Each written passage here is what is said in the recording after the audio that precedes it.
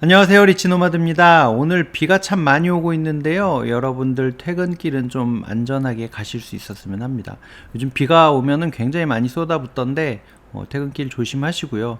오늘은 이제 내일 아침에 내일 새벽에 발표하는 엔비디아 실적 발표랑 뭐 잭슨홀 미팅 그리고 월배당 인커명 ETF 얘기를 잠깐 해볼까 하는데요.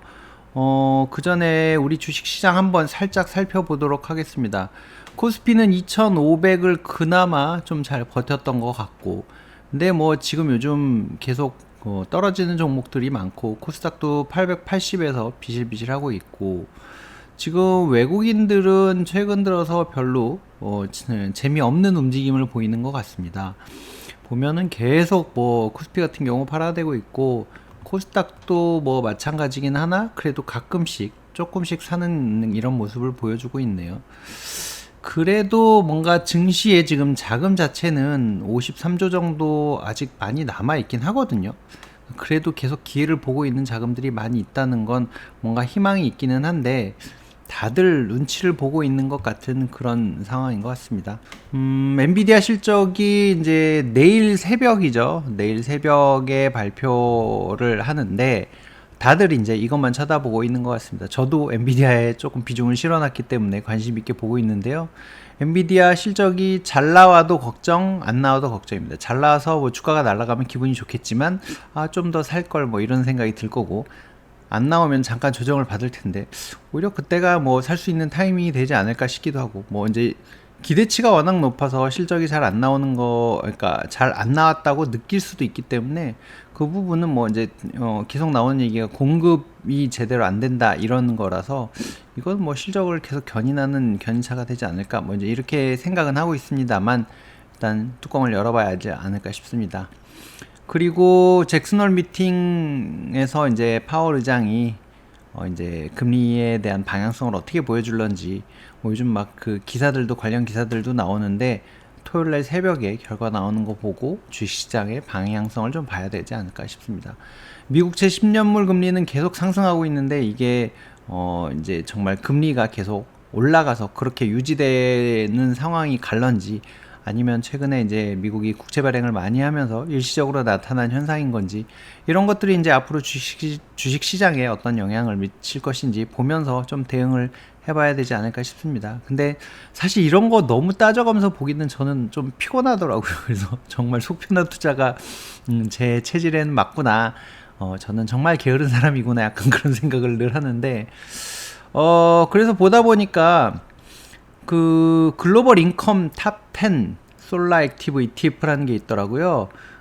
에이스라는 브랜드를 달고 이제 한국 투자에서 나온 건데 기초 지수는 솔라 액티브 글로벌 슈페리어 인컴 탑 10 프라이스 리턴 인덱스라는 걸 기초 지수로 따른대요. 그래서 뭐 이름은 길지만 미국 거래소에 상장된 ETF 중에서 주식형이냐 뭐 고정 인컴형이냐 중에서 분배 수익률이 높고 분배 일관성이 우수한 10개 ETF로 지수를 만들고 이제 각각 자산에서 5개씩 뽑아서 한 거다라고 하는 거고요.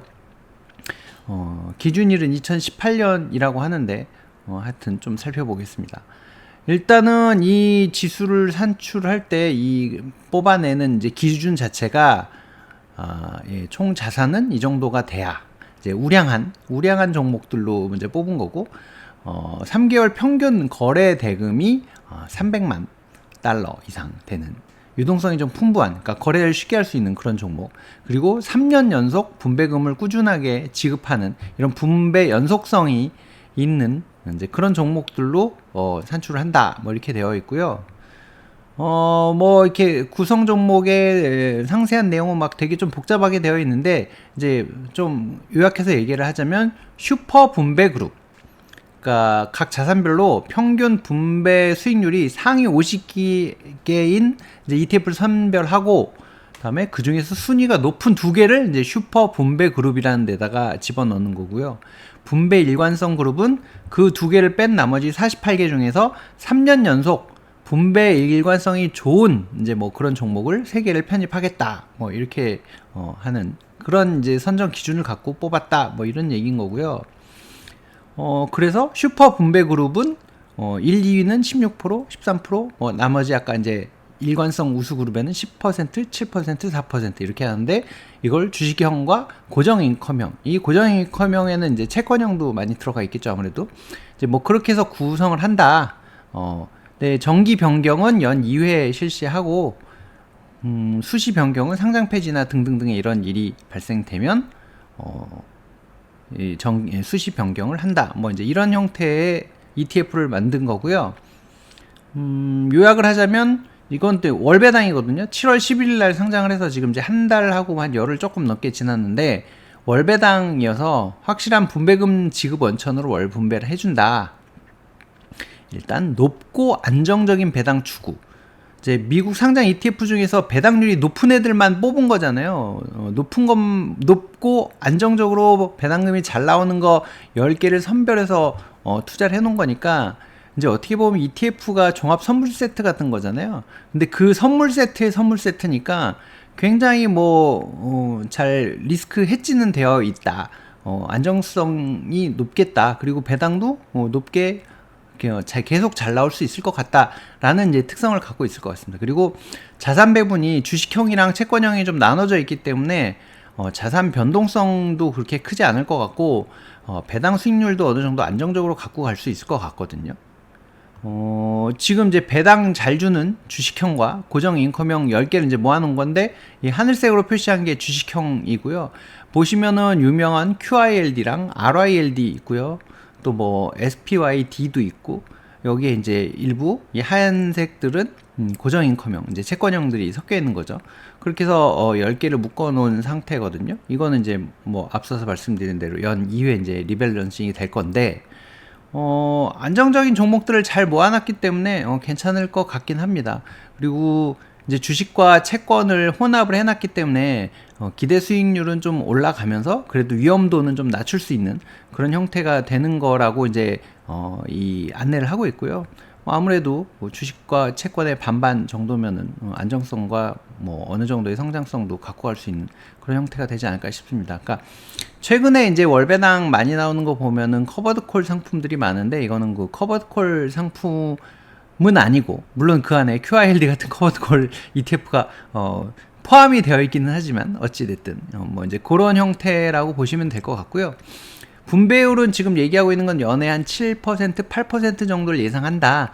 그러니까 이제 한 달에 한 0.6% 좀 넘게 뭐 이 정도 나올 걸로 예상을 하는데, 뭐 매월 마지막 영업일 기준으로 해서 이제 2월 초에 나오겠죠. 근데 아직까지 분배는 하지 않은 것 같습니다. 7월 11일에 했기 때문에 아마 9월 초에나 첫 분배금이 나오지 않을까 싶은데, 과세는 이제 15.4% 배당 소득세율이 적용되거든요. 이게 이제 차익에 대해서도 아마 이렇게 적용이 되는 것 같아서 요즘 감안하셔야 될 것 같고, 환 노출형 부분 이어서 이제 환율의 변동 따라서 왔다 갔다 하니까 아무리 이제 국내에 상장돼 있다고 해도 요즘 지금 환율이 꽤 많이 올라가 있는 상태여서 이게 이제 어떻게 작용할지 좀 감안을 하면서 투자를 해야 될 것 같습니다. 수수료는 일단은 기본은 0.24%로 되어 있는데 최종 수수료율은 뭐 이제 조금 확인을 해봐야 될 것 같습니다. 아직 뭐 운용 기간이 워낙 짧기 때문에 이제 이런 부분이 있고요.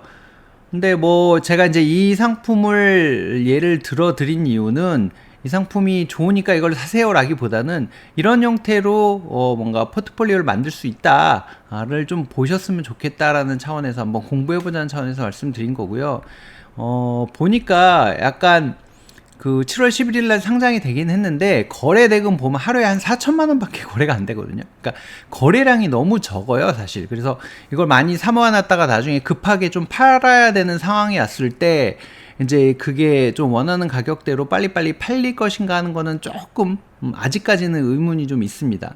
그래서 그런 부분, 그리고 이제 분배가 예상은 어느 정도 됩니다라고 했는데 이게 이제 실제로 얼마나 꽂히는지는 아직 안 나왔기 때문에 조금 더 지켜봐야 되는 상황인 거고, 그리고 지금 ETF의 ETF이기 때문에 수수료가 어떻게 보면 2번 붙는 거거든요. 그러니까 이제 그 소소하게 빠져나가는 수수료에 대한 부담도 있기 때문에 이런 것들을 감안해서, 하지만 나는 수수료를 내더라도 번거롭게 내가 리밸런싱하고 뭐하고 하는 것들 잘 모르겠고 ETF니까 리스크는 충분히 분산되어 있다고 치고 그냥 단순하게 모아갈래 라고 하는 분들은 한번 뭐 봐도 좋겠지만, 또 그렇지 않은 분들은 내가 뭐 하려고 수수료를 2번이나 내야 돼? 이런 생각을 가지신다면, 이제 뭐 여기에 있는 종목들을 참고해서 뭐 좀 구성을 해보신다든가 뭐 이런 방식으로도 운영할 수 있지 않을까 싶습니다. 그러니까 이런 형태로 ETF들을 구성하거나 아니면 뭐 배당주들을 구성하거나 하면서 안정적으로 지금 뭐 7에서 8% 정도의 배당 수익률이니까 뭐 그런 부분도 하나의 뭐 전략으로 갖고 갈 수 있지 않을까 싶어서 한번 소개를 해드려 봤습니다. 지금 이제 요즘은 주식시장이 조금 슬로우해서 여러분들의 계좌도, 뭐 제 계좌도 사실 별로 그렇게 기분이 좋지는 않은데, 또 이것도 지나갈 것 같으니까 한번 또 지켜보시죠. 오늘 하루 잘 마무리 하시고요. 오늘은 여기서 마치도록 하겠습니다. 지금까지 시청해주셔서 고맙습니다.